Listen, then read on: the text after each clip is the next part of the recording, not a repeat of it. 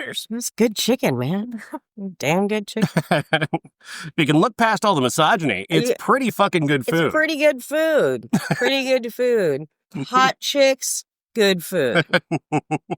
Get past that rapey vibe, and it turns really great food. You know what?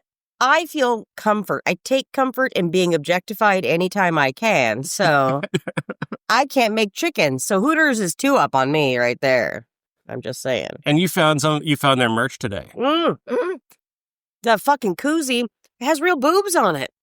And you push them and they're like memory foam. I kept doing it. I know they were staring at me, but I couldn't help it. Like, imagine getting that replaced with memory foam. Just like, yeah, exactly. I would. I absolutely would. Upgrade. Oh my God. Oh my God. Always have something to lay on. Dude. I wouldn't feel so weird when like my cat wants to lay there because like the paw would go in, it wouldn't like, there would be nails. Yeah, I would like that. You just lift up your boobs and you just lay your head on them. Oh my God. Memory foam breast.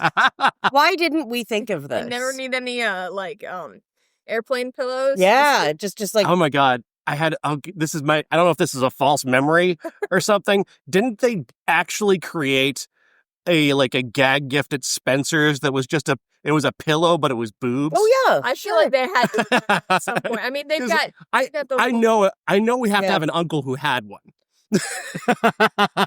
Or a grandparent. It sounds like something you would have found at like Grandma and Grandpa Command's. I know for a fact one of them had that T-shirt with the fake boobs on them. Oh yeah, yeah. Because they would always walk around wearing that on Princeton days. That's true. Because you want to wear that in public where everyone can see it. Tammy, Sister Tammy had a plaque that had boobs on it. That every time you'd walk into the bathroom, they'd be like that fish that sings "Don't worry, be happy," but these boobs would go titties and beer, like that's what would come on. And she took pictures of me outside in the winter snow with my coat, and I had the boobs sticking out of my shirt. I feel like my dad might have those. He actually might. There's one that was that was already in the Howard's bathroom. That actually I put one of my bras on because I was tired of looking at her nipples. Because the guys were always going in and groping her. These are very lonely men. With wives they hate. That's the way I like it. What's also really funny, though, was you said Sister Tammy, and immediately it went like... She's a nun? She's a nun, and then we're talking about boob paraphernalia. A nun having... You know what? I think she'd like that, actually. Get that woman a habit. Now I'm just in the mindset of like all these weird Spencer's Gifts things, like breasts that you could buy them and then you fill them with something and then guys can just walk up and fill their drink from the boob.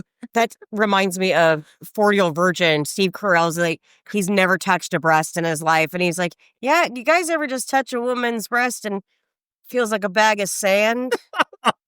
And Paul's character's like, No, no one's ever felt that.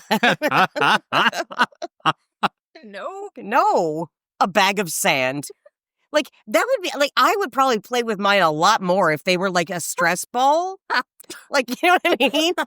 Just like,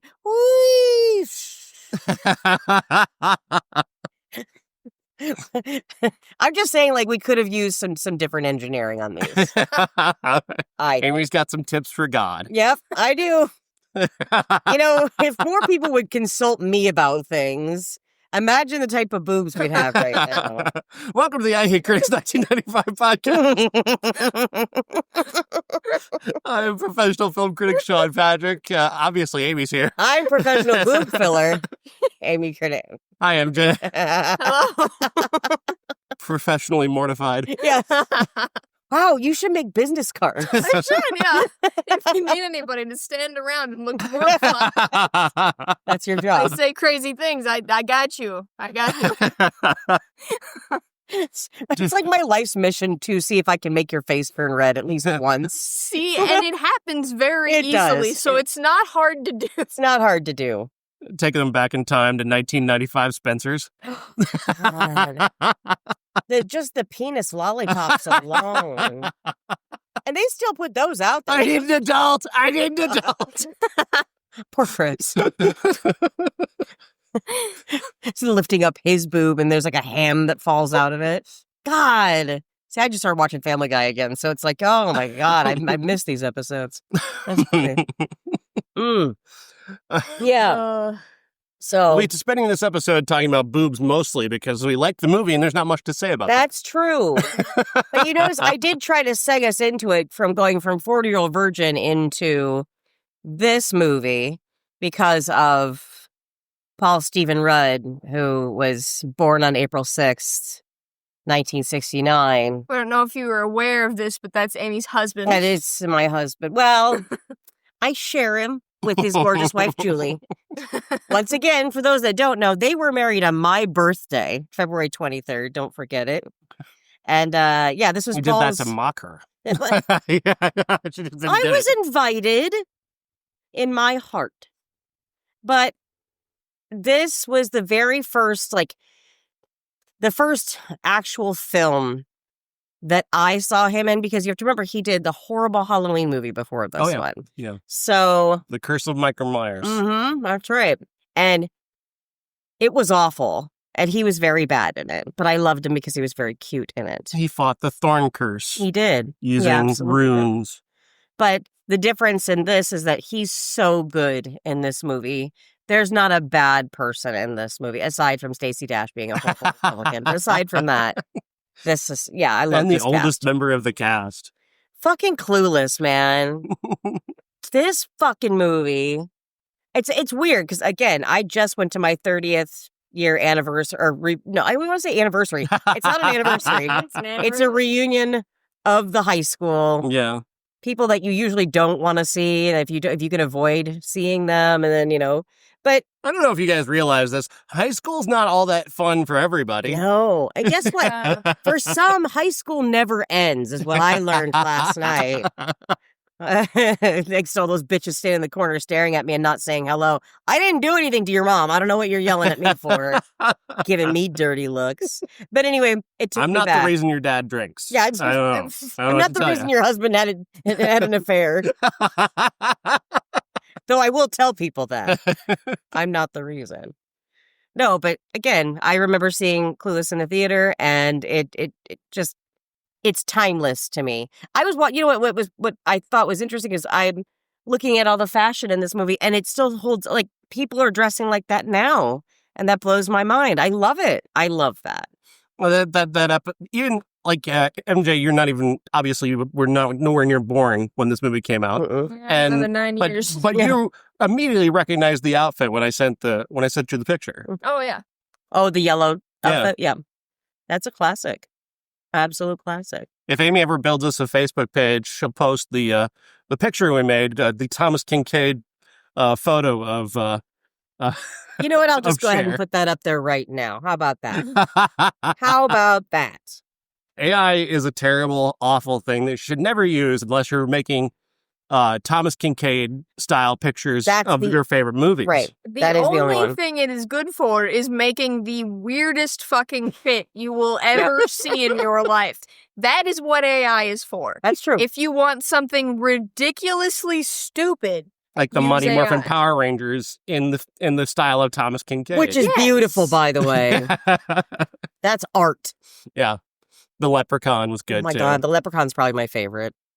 But, wait, we did do Old Guy from Remains of the Day, though, right? We got him in there. Not in a Thomas Kincaid. How did we not do that with him? You put him in a frame as a GIF falling on his face. That's true. After tripping over a whale penis and then getting laughed at by Nelson. And that whale penis looks so painful. No, it was a dolphin penis. Dolphin penis. Because dolphins like to attack women in the ocean. God damn it. I'm still pissed off because Fuzzy dared to send us a picture of the Thomas Kincaid Studios calendar with scripture. Oh. And you didn't drop the funds to bring it here to us to hang up. I did not currently. I was with a person, a client person, and I don't know. She would have been quite confused had I bought Thomas Kincaid. Well, would she? Just don't surprise people with religion like that, you know? Yeah. Don't and have plus religious... we're also making our own Thomas Kincaid style. Actually, we could turn this into a calendar. So if anybody wants to buy these, First we Night, will. Yeah. Mighty Morphin Power Rangers, Leprechaun, Cher from Clueless, not Cher from Moonstruck. Yeah. We need to do like ones of the most popular videos. Oh, Bruce Willis's penis. I don't think they'll You make guys, that one. why can't we? It does, AI does have its limitations. If we do it with scripture, there's got to be something in the Bible about Bruce Willis's penis, right? Something. Maybe something biblical. I could do like a shirtless Bruce Willis in the style of Thomas Kincaid. Yes. Oh, yeah. Yes. I'm saving all of our Kincaids that you've put together, and I'm going to post those up on Facebook so people know exactly what the fuck we're talking about. Well, if you go back to the Bridges of Madison County episode, you can get the joke. Yeah. We're not going to explain it again. Either you're a fan or you're not. And if you don't know it, our Thomas Kincaid fascination, fuck off. You know what needs to tie the show together? A Thomas Kincaid Jürgen Prochnow. Oh, yeah. It needs Guys, to happen. It already did. Forgot about that one. It already did. Yeah. I thought we had done Yeah, something with okay. that. Actually, It's that like one we had to have. that That was one's original, suitable though. Thomas Kincaid did that himself when Jürgen was the biggest That's movie right. star in the world. I'm telling Exactly. you. That will Because be. he was going to... Thomas Kincaid is going to jump a bandwagon. That's what he does. Oh, yeah. You guys, this one, though, when we make our calendar, he gets December. Because Jürgen Prochnow is the holiday season, isn't he? Isn't he? Just that hand resting. Christmas gifts that keeps giving. Oh, God. I came across mine again. I hate that. That's so bad. What about the one of me eating corn? It's still right there. Yeah, just find your favorite AI and type in Thomas in the style of Thomas Kincaid, and it will give you a picture of anything that you can dream of. The New York Jets in the style of Thomas Kincaid. Yeah. Although I will say I'm a little disappointed in the fact that we did not use a picture of Paul for Clueless in a Thomas Kincaid style. It's like, Because there's we one finally get a Paul movie. one iconic image in Clueless. and it's Paul when No. he's getting ready to dance. Yeah, no. He can't dance. He can't too. He didn't even get to show off his real Paul Rudd moves, which I'm sorry, I know them very well, but should we even tell them what Clueless is about? Yeah, go ahead.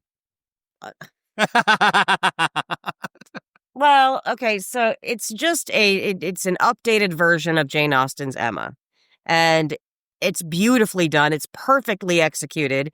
It's so smart in the way that they did it. Now, Emma, so again, if you're not familiar with Emma, we see this young, very, very well-to-do family in the 1800s. Her mother died, so her father was taking care of her. And she is a fixer and a helper. She has lots of money. She doesn't realize how privileged she is, but she's always like a do-gooder. Like she tries to do nice things for everybody. And but it's mostly like self-serving for her. You know, it's like to make me feel good, but I'm a good person. And she doesn't realize kind of how her decisions affect others. She likes to take on projects, like in Emma, she also befriended somebody because she, was she gave her a makeover and that kind of thing. Basically, it's just about this young woman who she's not bad. Like, we don't hate her. We root for her. She just, and I think the term clueless is so perfect because she's so unassuming. Like, I want to be that blissfully unaware of the real problems in the world. Like, she just kind of gets to float through life and help here and there. And I don't know, it's a lot of privilege. And then it has to come around to her realizing, oh shit, maybe I've been doing this wrong, and kind of soul searching and finding out that I'm this kind of a person. It turns out I'm in love with a really nice guy too. And there's all that. So, but then you have to remember, like, it's kind of creepy that that we had like the stepbrother kind of thing, which was not the same as in Emma, because Emma, it was different. Josh is fully canceled. We know that. You know that. I would have been fine with a college this. student dating a 16-year-old. Yeah, okay, so a college student is how old? 18, 19? Yeah, I mean, around 18. So Paul was technically like you 22, I think, when he made this one. I can't comment. I can. I know why you can't, but I can. And I'm just saying, if that were me, and Paul Rudd, the college student, said, "You're beautiful and popular, and you know you're gorgeous," and I'd be like, Groom me. Groom me. I'm begging you to do what no one else would ask you to do. Groom me. You're only 2 years older than me. We're basically like brother and sister. And that also is a whole other questionable thing. That one's questionable. Yeah. That one is questionable. But 2 years is not questionable. No. That is questionable. But they weren't married very long. No. Is what he said. And beyond that, like they literally came from, they're 2 different families. Yeah. And it's not like he called her dad. Yeah. Well, actually, he kind of may have said that in the beginning. Yeah. He's not your dad, like that thing. But again, this was the gift that really gave the world Paul Rudd. And then again, it's like you think about his career, and I am a professional. I can speak on this. The trajectory, it took a very long time. Like, this was successful, and then he would do like a lot of independent films after this. And it wasn't until like the Apatow stuff where people started to realize, oh, he's really funny. And how fucking weird is it? He looks exactly the same. From Clueless to Ant-Man, he's the same. The face hasn't changed. You're not right. That's not true. It's exactly this. He's got something. I don't know what it is. Yeah. What is it that he's hiding? What are you hiding, Paul Rudd? Here's the thing. And we said this before, we'll say it again. People that were like, okay, Wallace Shawn is 47 in this movie. He's a year younger than me in this movie. That's what old people used to look like. We don't look like that now. It's weird. It's weird. I've often wondered about this. And like, I think the thing about the boomers aging as quickly as that they did is that they had Vietnam, Watergate, Charles Manson, like 3 assassinations, 1 president, 1 almost president, Martin Luther King, Malcolm X. Like, if that doesn't age you 30 years. That's true. Well, yeah, but also, COVID, fucking Trump. Yeah. I was just going to say, we're all about to like. There's like all kinds of other stuff. We're all going to come out looking haggard. You're going to end up looking like you're over 70. No, because I have ADHD, and people with ADHD don't age. I don't think that's science. Have you seen my mother? That's true. She looks exactly. She does not change. That's true. She hardly has any gray hairs. No, that's true. No, I mean, it really all it just comes down to is smoking and drinking. I mean, really. I would just say, no, we don't spend as much time in bars where there was smoking. And I think that was a huge I think that's made a huge difference in how our generation aged versus theirs, because they basically grew up in a cloud of cigarette smoke. That's fair. Everywhere. Just everywhere. I'd say that's fair. But like, to be honest, like, I just got carded the other day, so I was like, "Oh, go fuck yourself." It's called policy. They have to do. No, that's not true. Because the girl, you're also 3 feet tall, 4'11", and this young girl even said to me, "I would not have guessed that is your age. I hope I look that good when I'm your age." And like, she was tiptoeing around telling me how old I was. Like, I hope I look as good as you when I'm old. I think that's what she wanted to say. But either way, it's still kind of a compliment, just with the backhand. Yeah. No big deal. Can I just gripe about something though? No. Just very briefly. What AARP? Just stop, okay? I'm not even 50. Like, why are you calling me already? Like, what is this? 40 is not like your 40s are not old age. Well, neither is 50 age.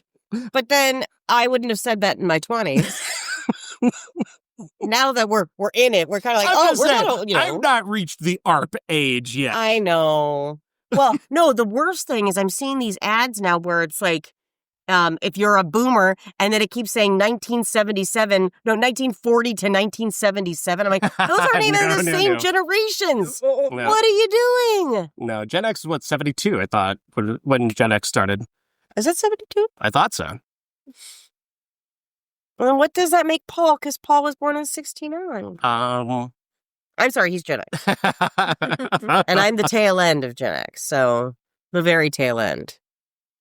And you're nothing. Gen Z, bro. Do you think... That was the cringiest thing you've ever said. It is. Actually, no, it's not. Because some kids at work have gotten me to say some crazy shit. Because just by saying it, and then I get confused, and I'm like, wait, I don't know. You just said brain rot. Oh, no. I'm gonna smack somebody. Oh, Smack no. somebody. You... No. You've reached the age where they're turning your terminology against you? They've got their own. I don't know what they're doing. We didn't have anything that stupid. Yeah. Skibbity toilet. Sorry. That wasn't me. Is that even still That a was thing? the iPad kids. That is them iPad kids. Don't get me wrong. I love my children at work, but they are iPad kids. I'm an iPad kid. I'm also a Toys R Us kid. What's Toys R Us? Oh. No. Jeffrey. Jeffrey the giraffe. Jeffrey, I'll trade you some toys for some crack. Oh my God. Oh. Nostalgia. So many Jeffrey's on giraffes. Jeffrey's on those old whatever happened to famous children videos. Yeah. Aw. He's dealing drugs with Leif Garrett. Todd Bridges is trying to save him. Oh. No, he's in a cult with Kirk Cameron now. Jeffrey the giraffe. He's like, I found Jesus. Thanks, Kirk. Oh, the Cameron family's like, well, we got Jeffrey the giraffe. How does everybody else keep finding him? I've never found him. And I've been chasing the dragon for a long time, so... Jeez Louise. I don't know. We do have to talk about this movie, though. We did watch a movie today, you guys. I forgot there was a movie. It's just such a really good movie. What are you talking about? Favorite moments? Mm. Oh my God, did anybody watch it? Or? I was waiting for you to go. Oh, I was being polite. I'm not good at right off the top of my head.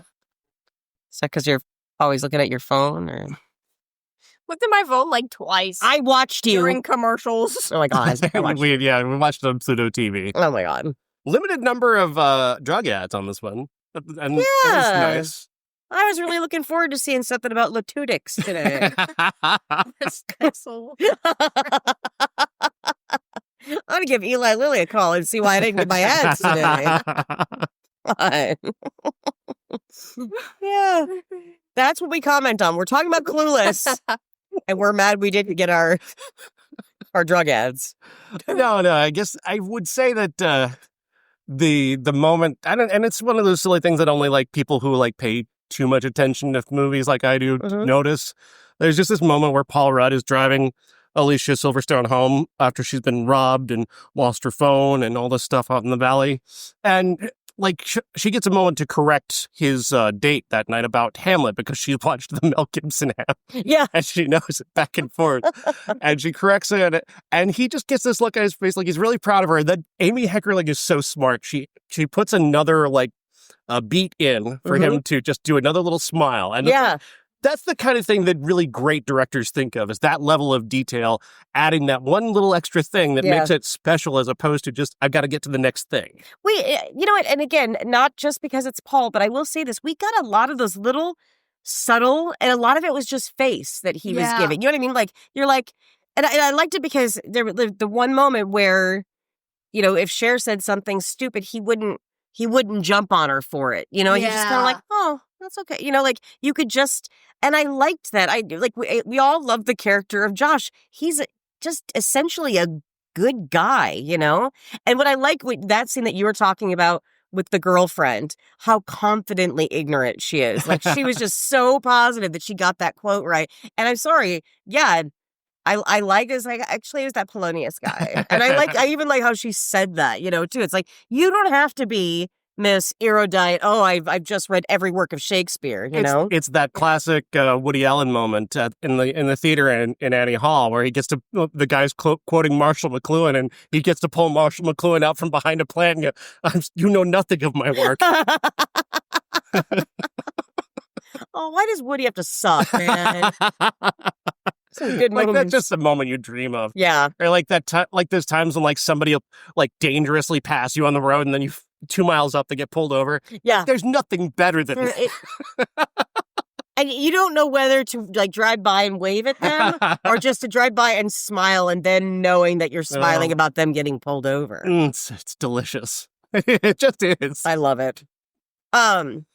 One of my favorites, and again, like, I think actually Curtis Connor was talking about this about when he was younger, and this was like the early 2000s, how much things had color.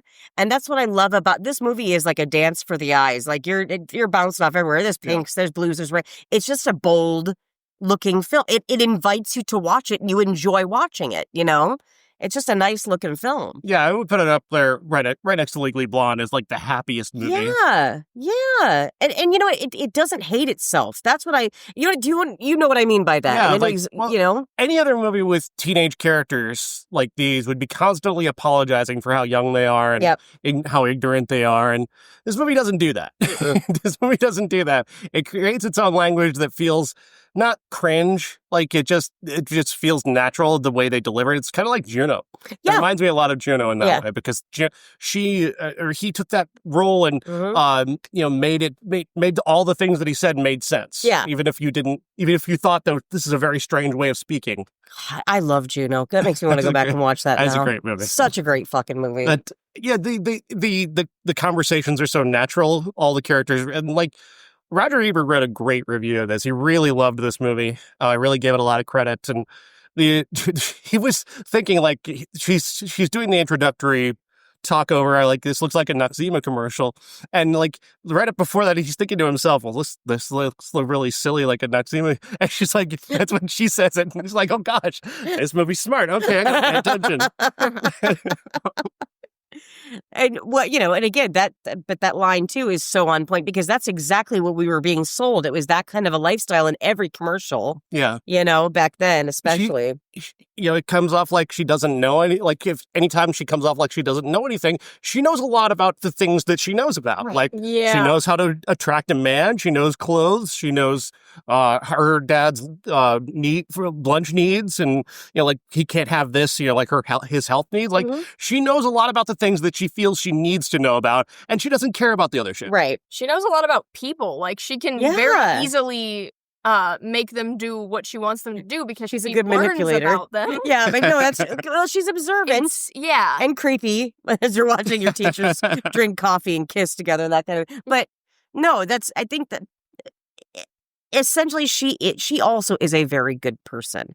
Again, she just is like where somebody would say, she's just a ditz with a credit card. She's vapid. She's all these. There's a lot. She's complex. There's a lot going on in that little brain of hers. Well, and also like people make fun of the Haitians thing, which interestingly enough, Amy Heckerling noted that Alicia Silverstone didn't actually know how to say Haitians. Oh. She didn't know that. So that was actually her saying Haitians was her thing, and she just told the crew, don't tell her she's wrong. Yeah. Because that's adorable. Yeah.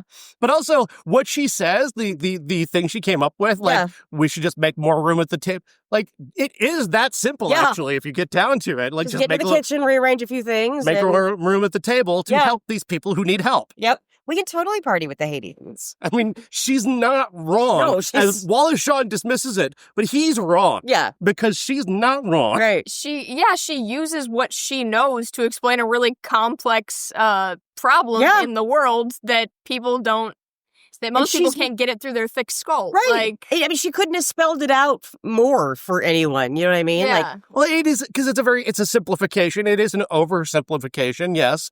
But at the same time, like, why can't you, if you're the richest country in the world, take in people in need and give them a place to be and food and make sure they're cared for? You don't think Trump ever watched Clueless, do you? I don't think he's ever seen a movie that he's not in.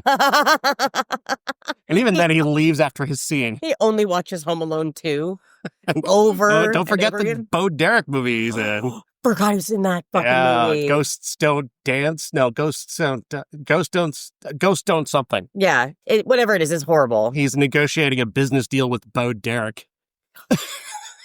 I wonder if he grabbed her by the pussy. The Bo Derek braided pussy. Not with John Derek leaning over her shoulder every second.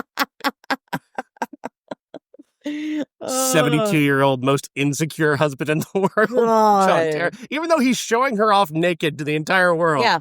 Like, he's also just constantly on top of her. Yep. The great thing is, if young people listen to our podcast, they're all going to be like, oh, Who's Bo finally, Derek? they mentioned Bo Derek. They know the John Derek lore. They know just what kind of a weird relationship I that just was. happen to know Trump's filmography. I'm sorry. I just do. I like to spew that off. You maggots think you know everything, but Did you know he was stunned by Stone Cold Steve Austin at WrestleMania 22? Did you know that? He actually was. That actually happened. Our president was Stone Cold stunned on a WrestleMania. can we do that again? Just Can get you it up? imagine if Stone Cold stunned him now at this age? Like, That would finish him for sure. that would finish him. Because his skin's already falling off. It's okay. Get to it, Stone Cold. Do your job. It's a joke. It's a joke. It's called a joke. Yeah. Take a joke. It's Snowflake. fucking snowflake. Yeah, Megan's probably wouldn't like this movie because it's Because it's got forward thinking, kindness, and, yeah, empathy, strong Yeah. women. learning from your mistakes, Yeah. apologizing, taking accountability. Yeah, you guys wouldn't like this movie. And gay. It's Mm. got gay. It's got great gay. It's got- I like the gay energy in it, yeah. especially back then. You know, again, we say it like back in the 1940s, in the 90s. But again, like, I like that they gave this character. He was kind of like, he reminds me of a few of my good gays. I love them. But at that point, at that age, it's like fashion and Mhm. fuck you, bitch. And that's, Christian has that kind of thing, but it's more like cool cat 1950s. He's very much trying to be that kind of Yeah. icon, because again, those of us that were that age when Clueless came out, we never called a party a clam bake. Right. But of course, we don't live in Los But Angeles. they also don't do a thing where he's like mincing or lisping No. or anything. Like, No, I like the kind of, he's very much the gay that I know. He's flirting with the other guys. He loves his women friends. He will defend them to the hilt. he gets to when Brittany Murphy gets in trouble, Mhm. like, and they're dangling her off the mall whatever, the Yeah. second level. He doesn't He runs shy over away. there. He gets physical. He gets in the way. He protects her. Yep. Like, Yeah. a lot of male directors, like, back in the day, didn't do that. They didn't have that. They would just say he's got a limp wrist and Yeah. all that stuff. Yeah. Yep. Yeah. They could have Immediately really jump to the stereotypes. Right. Every gay man is Meshack Taylor and Mannequin. Oh, well, I want that, but like, who doesn't want Hollywood in their life? That's a version you can have, but it's also a broad stereotype. It really is. It's like, that's a spicy meatball. Like, that kind of. Mamma mia. Mamma mia. I just wish more Italians would say that to me. Apropos of nothing. Like, I just was like, Mamma mia. It's like, oh, you must be Italian. God damn. Broad stereotypes. They're my favorite. Like, we're Irish and we're all drunk right now, Well, Yeah. eating potatoes. oh, I mean, to be fair, We do eat a We eat a lot lot of of potatoes. That's true. So I mean, we'll even send each other pictures of sent each other potatoes. pictures So of like potatoes. yeah. We sent. There was potato cat potato the cat. other day. Oh And my we god! certainly enjoy a lot of potato. We will talk about potatoes quite often too. If we find like sexy pictures of potatoes, and by that I mean like a good hash brown or a nice baked potato, Yeah. that's sexy. We send those to each other. Look at that butter pat. It's in real square butter pat on top. And then there was Philippe. Philippe, who we had lost Philippe recently. for a very Yeah. long time. It was He was growing all of his eyes out, which is It was great. a rotting potato. It was it's not. It was Philippe, and he had a name. So the thing is, like, he started emitting a certain gas, and that was probably not good to breathe in. So we had to put him down. We had to put him down. He had to be We had to flush him down the toilet like a fish, and then it got caught. And we had to call It's a bad day. a plumber. Why would you flush a potato? You know it's not gonna fit. Potato flusher. It's the name of my band. Playing Lilith Fair. Yeah, obviously. Because I have a vagina, so You have an angry vagina. why is my vagina so angry? You know, my vagina was so angry in 1997. And I think you misogynists know why. Right now, it feels like it's angry at me again. I think I just have to go to the bathroom. My favorite scene in this movie was not asked by either one of you, so thank you. Because I didn't have one. It's the whole movie. That's not true. I love Dan Hedaya in this. Again, he's just one of those actors. He was in everything.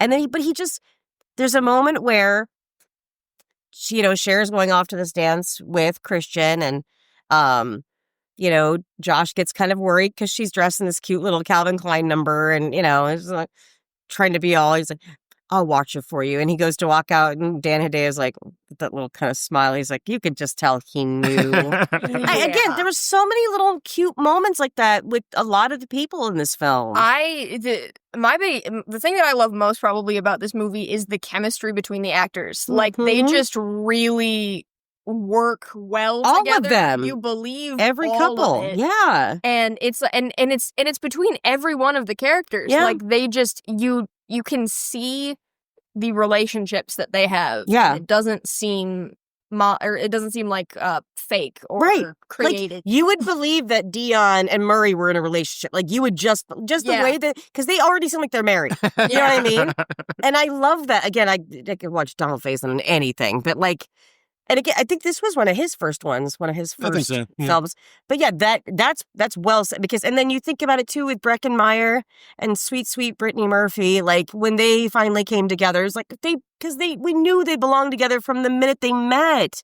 Their initial chemistry was incredible. And I love that it gets to come, like, she gets to be herself, come back, 'cause she really changes. She gets to the point where she's obnoxious. And you don't like her, and you don't want to not like her, because the minute Brittany Murphy enters I even said, I'm not going to cry. Because there's like this moment where she's all happy and jumping up and down, and she's just so fucking full of life. And I get angry that she's not here anymore. It pisses me off. So I love seeing her. At least this is one of those movies that, this and Drop Dead Gorgeous, I could watch her in both of those and just love every second of her. So yeah, this made me miss her a lot. Yeah, that was sad. Yeah. Yeah. The best joke in the movie, gotta give credit to Elisa Donovan. Her delivery, I mean, the setup and payoff in the tennis scene. Oh my God. Balls flying at my nose. There goes your social life. So good. So good. Otherwise, like, when she's talking about Cher's speech, she's like, I thought it reeked. And Cher's like, that's your designer imposter's perfume. And I don't, do they even make designer imposter perfume anymore? So like, back then there'd be like an Armani perfume, but Giorgio would come out with Primo, and it never smelled like, it would smell like you're spraying Febreze over shit. That's basically what that was. You'll love this. If you love old, Navy by whatever, you'd love this other one. And then you'd smell it, and it would literally smell like a urinal cake. So the overall message of this movie is to be kind and be selfless, which I just kind of, this shouldn't be that rare. Yeah. Yeah. Like, there's a lot of people who give the new Snow White adaptation a lot of shit, but that movie is all about her defeating the witch with empathy. Wow, that's how she wins. That's a spoiler alert. Wait, people hated this movie? It's not like no, but they hate it because of Gal Gadot and the what's her name? The star of the movie. Oh. They hate it because of them, because whatever. But because they're ethnic, I guess. I don't know. Oh, my God. And each of them had an opinion about Palestine and Gaza and whatnot. White people, are you okay? Why are you angry? But yeah, no, she beats the evil queen just by being empathetic. Well, she should stop doing that. In this house, again, one of my favorite sides. Like, there may be a lot of problems with that movie, but I thought that was a great ending. Yeah. And a great message that it didn't come down to a fight. It didn't come down to swords and throwing magic at each other. It was just her appealing to the people around her. Like, you know, I've always cared about you. You've always cared about me. And this person here is not caring about any of us. It was basically standing up to Trump, is what I'm saying. Yeah. I could see why people wouldn't like that. God. I mean, come on, you already hate Gal Gadot. I know. Come on, it's a perfect allegory, guys. That's something else. Yeah, like I said, you know, this movie, it doesn't hate itself. It's sweet. It's again, the soundtrack's phenomenal. Anytime you put Supergrass and Luscious Jackson on your soundtrack, you rule. And everything was placed well. You know, again, like I even said to you, I hate ska, so Mighty Buddy Bosstones did nothing for me. And it was that one song that I would skip on the album all the time. But I love the use of the music. Heckerling always had good taste in music, though. It's like every film she's ever made. And yes, that does include I Could Never Be Your Woman, which I know nobody ever wants to talk about. But again, thank you, Paul. But the music in that, they have new pornographers. Like, I mean, she always has great taste in music. So I really like, and this movie in the MTV kind of era of short attention, you know, that kind of thing. Yeah. Everything looks like a music video. I just love the way that she made this film. It's one of those that she should just be praised forever for making. It doesn't get credit because it's a comedy, a Yeah. teen comedy at that. So really, like, you know, automatically it can't be taken seriously. Yeah. But it's actually kind of a perfect movie when you look at it. Like, it really isn't a part of this you want to go take that out or take that out. No. Yeah, just thinking back, it's like, what would I if I had to remove a scene? I can't think of one. You know, and again, I guess suppose if somebody could say it's like, oh, well, did we need the whole Elton thing? Yes, you do, because that was a huge part of Emma, of Mr. Elton. He just was this asshole, you know, that was clearly had designs after Emma. So, and the fact that that's the other thing that I loved about this was that, okay, so Mr. Elton is actually the Emma, right? From Emma. So they use Elton. But there's also Elton John. And then when you got Cher, Dion, like everybody has like a musical, you know, name, which putting all that together, I just thought that was fascinating. So, well, excuse me. They weren't named for music stars. They were named for stars of overnight infomercials. Infomercials, that's right. Because Cher did those. I forgot about that. I forgot about that era. You're like, what are you doing, Cher? Cher did Psychic Friends. She did makeup. Was somebody's makeup. Which is just odd. Yeah, that's wild. Yeah, you got an Oscar. You don't have to do infomercials. You never have to do that. So, I mean, do you recall the parody MTV did of Clueless? Was that with the Golden Girls? Yes. You fucking bet I did. I don't think I've seen that since it aired. Oh, it's so funny. Actually, that just came up recently. Estelle Getty was playing Cher. Was she? And Rue McClanahan is Dion. Yeah. It's fucking brilliant. Oh, I'll show you. It's super short, but like, yeah, you got to see it but again, Fuzzy hates Golden Girls, so it's like you can't even. You hate Golden Girls. I did when I was younger because my grandma would my grandma would turn it on before bed every night, and it would always like. It was a thing. It was bedtime kind of thing. Kind of. I think it was definitely associated with that, but I also had this like really very defiant brain where I did not want to like anything that like the other people liked because they kept telling me to watch it or I was forced to do something. Anytime I was forced to do something or forced to listen to something, it was grating to my ears and I would literally scream. Like I would cry for hours in the car with my mom and her audiobooks because I could not handle the fact that she was making me listen to it and I could not hear anything else. And all I could hear was that sound and then it would just get overwhelming and I would have to cover my ears and cry. You are in therapy still. Would you subscribe to our Patreon to pay for MJ's therapy? Because I don't think we can handle this. I get what you're saying. That was like going to Soup's house when we were little kids, and I still think about the old TV shows that were on Superstation TBS, and the reason I will not ever give a shit about Scooby-Doo is because of that house, that era, because it was always Scooby-Doo, the Flintstones, and now if I see any of that, like there's something trauma the trauma that I'm clearly dealing with because I cannot watch any of those things, or like the People's Court or anything that like looked kind of brown. I can't describe it. It's why I hated CBS for years. I never understood why it was kind of tinged brown. Everything was. But yeah, I get that. And then like that stays somebody with please do a YouTube essay about the look of CBS all these years? Why does CBS always look different? I don't understand that. CBS always looked like it was still in the 70s, in the 90s. CBS MJ is a network television. It's a television network. I know we don't have these anymore. Oh yeah, no, I totally don't see it every time I watch Paramount Plus. That's true.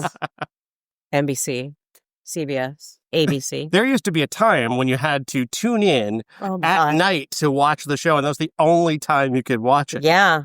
And then you have to wait till next week. Yeah. For the next one. I did that with Riverdale, and I hated it. It's like I didn't want to wait for it to come out on Netflix, so I would go over to my grandma's every week. Or every like Wednesday or whatever and watch it, but I hated it. It would take, especially with Riverdale, because it would take so long, and it left on a cliffhanger every single damn time. There was never an episode that wasn't a cliffhanger. You're kidding. They all built on each other. It's kind of like a more intense version of The Flash. Like, oh, okay. There's always more, but theirs were like heavy cliffhangers, like they would find a body at the end of the episode, or they'd discover a new clue to the murderer at the end of the episode, and you don't see what it is until the next episode. It kept people coming back, but it was obnoxious as fuck. That is wild. I'm glad that you had experienced that, because that was us every week. So annoying. Oh my God. So annoying. Having to wait to find out if Joey was going to pick between Dawson and Pacey. Oh, on Dawson's Creek, that's right.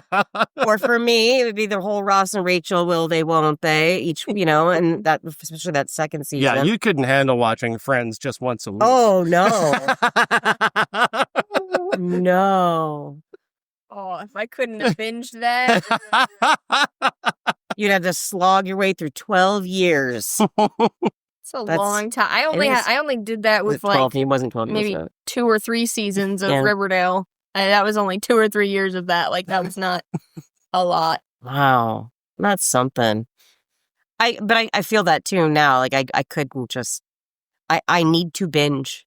And it's like, I do that with like, Bob's now, because I'll watch the new episodes whenever they come out. Yeah. And I did that with High Potential. I watched that every week as it came out. Did you like it? I loved it. Oh, good. I really loved it. Okay, good. So I can't wait for the next season. So Clueless, we did watch a movie. It's probably the best of for this year for me, obviously, and not just for obvious reasons. It's not much competition. Again, the 90s are a weird time. Yeah. But thank God for people like Amy Heckerling and Clueless, because we would have been fucked. Thank you for getting the memory of fucking First Night out of her. That's so weird, because I literally forgot that movie right until I was going through trying to find the Thomas Kincaid pictures, and I'm like, oh, we did watch that, didn't we? I totally forgot. One of the most boring, not even like in the remains of the day kind of boring. Doesn't feel Did long. I watch that one? First Night? Yeah. We literally watched it 3 weeks ago. Yeah. Richard Gere played a knight. Sean Connery was King Arthur. Right. That's what I'm saying. Like, when we walked away, I forgot about it. Like, I immediately just put it out of my head. To be honest, that was not a bit. it's kind of me with most of the movies, to be completely honest. Unless it's really good, Yeah. I will my mom will be like, "What movie did you watch?" Even when I go home today, my mom's gonna be like, "What movie did you watch?" Today I'll remember it. Yeah. But most of the time I'll go there and I'm like, and then I'm like looking at my search history, like, what is it in here? Oh, and this is what is 8 seconds? Oh my God, not 8 seconds. No. I don't remember that one. Luke Perry was a horse rider. Did I watch that one? You Yes, might you not did. have been there for that I one. think you were. No, yeah. Oh, we know you were supposed to be because you again he was on Riverdale. Yeah. Right. So that's how you knew Luke Perry. Yeah. And I wanted to make sure that you were there for it. I thought you were there. You're The horse definitely- rider? You were definitely there for Calendar Girl. Or not I a horse was. rider, a bull rider or whatever. It's a bull rider. Is it a bull He's a rider? bullfighter. Bullfighter. He's a matador. He's a matador. He's doing it into things in Pamplona, Texas, with a blanket. And then he got a big hook, like, from the top of the thing's head that went through his chest. You do still remember what canoeing was. Calendar Girl, you do. I do. I made a. Did I find the canoeing one and make that into a You gift? did. Yeah. You did. I don't know that I found the canoeing one. I'm telling Oh wait, I you. did find the canoeing There's one. still did. no context to make that make sense in any way. That fucking There's just movie. nothing- No idea what canoeing is. How does that relate to being with a woman? I don't know. Canoeing. Just that. But are you? Is it paddling? Is it relating back to like Hard Rock Nick? You paddle their boobs. All that's just with a little paddle. Just a little I like to spank your tits, but I will not touch you with my hands. I prefer paddles. It's fine. Make like a hot pan from the stove. I like those too. Make sure it's warm. Reference to Danny Gonzalez and Drew Gooden, in case you didn't know. Yeah, exactly. R.I.P. Hard Rock Nick. Oh, Did not know you were dead. we did not know you were dead. We're sorry, man. No idea he was dead. What's next week's movie? Well, first you have to tell us who in Clueless has appeared on Murder, She Wrote. Dan Hedaya. Come on, Dan Hedaya had to be on an episode of Murder. Actually, he was in a couple of. Wallace Shawn. No, oddly Wow. enough, yeah. Trying to think of anybody else. Oddly enough, I do not think any of them. Not even Baby Breckenmeyer. Ooh. That's crazy. There had to be, people in the background. that were in- Disguised. Yeah. Oh, see? Actually, you would think, forget her name. What is her name? She's got an odd name. I can't recall it I off the top of my head. I remember it because that's Amy Heckerling. That's like one of her best friends, if I remember Twink correctly. Kaplan. Twink Kaplan, that's right. Yeah. That is the one that I will. Oh, Christian. No, what did you do? What? Oh, I saw that picture. That was Let me see.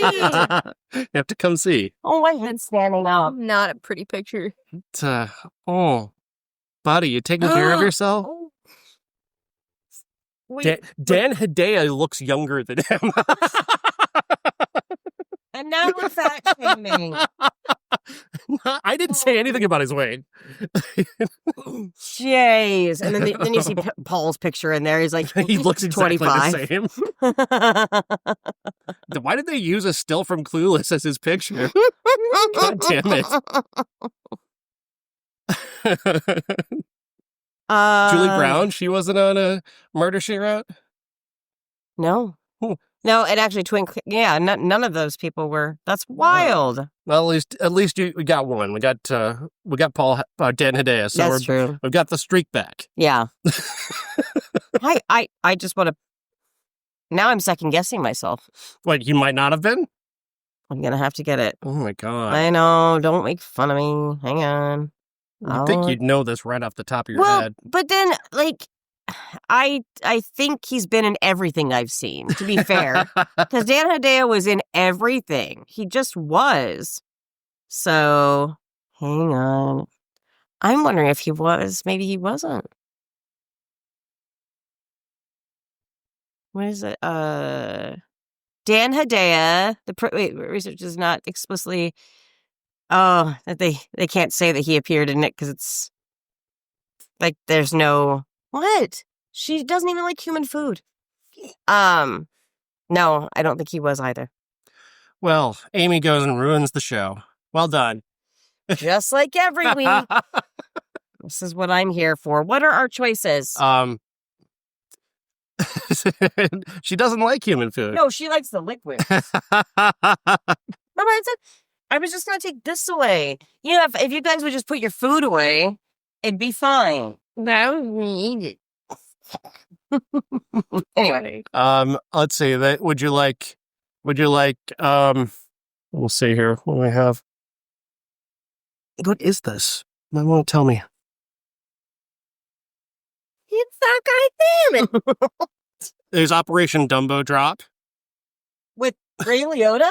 There's The Net with Sandra Bullock. Oh. Or there's Waterworld with Kevin Costner. Absolutely not. Come on. I want to watch Baby The Jack Net. Black. I want to watch The Dennis Net. Hopper. I want to watch The Net because I want to see what the internet was like back in 1995. Because I don't remember. Dennis Miller's in that. Ugh. In The Net? Yeah. Oh, yeah, I guess Waterworld then. You'll find out next week.